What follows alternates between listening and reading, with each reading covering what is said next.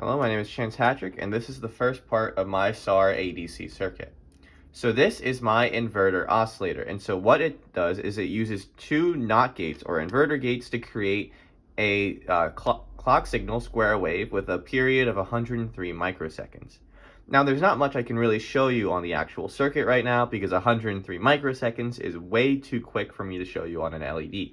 So instead I'll put up a picture of what the clock wave will look like on an oscilloscope, and I will also get into how the circuit works and how the SAR ADC will work generally. We have a full STAD simulation of our counting circuit. Now, as you see here, we have these two inverters as well as these two resistors and capacitors. But why do we have such a complex circuit? Wouldn't just having a NOT gate connected to its own input be enough to create this changing state of high-low, high-low?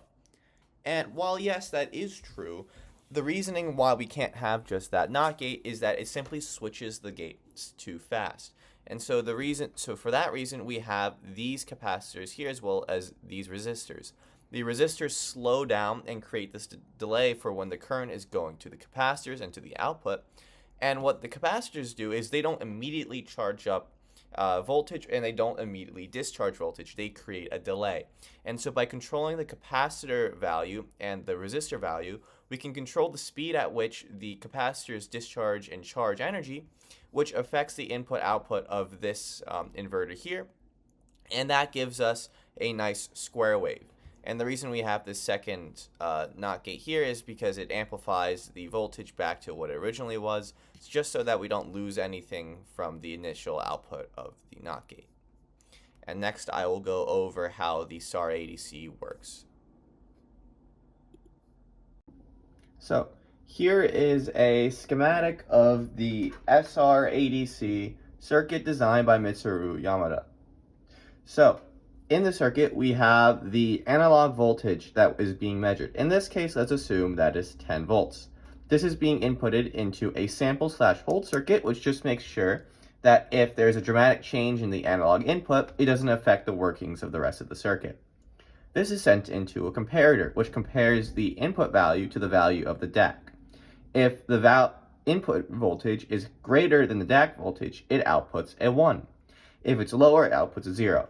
Now, currently, we don't have anything being inputted from the DAC, so that's 0 volts, which means it outputs a 1. Now we have a control circuit, which sends that 1 bit into the SAR. And the SAR, the successive approximation register, takes in this 1 to assume that, okay, I will now turn my most significant bit to 1, which would be bit 3 in this case. And this would give us a binary output of 1, 0, 0, 0, or 8 volts. This is inputted into the DAC, which takes this digital binary value and outputs a voltage equivalent to 8 volts.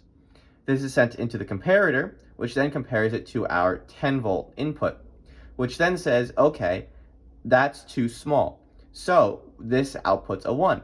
And if we look at our chart here, if it outputs a 1, the next value will be 12.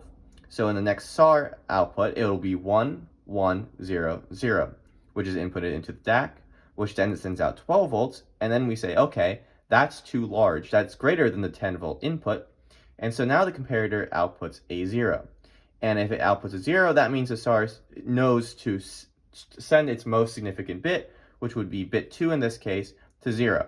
And so that will make it 1, 0, 1, 0, which is 10 volts, which is exactly what we need, and that's what the comparator says. So now we have the perfect number of volts, and that will be our binary output for another circuit.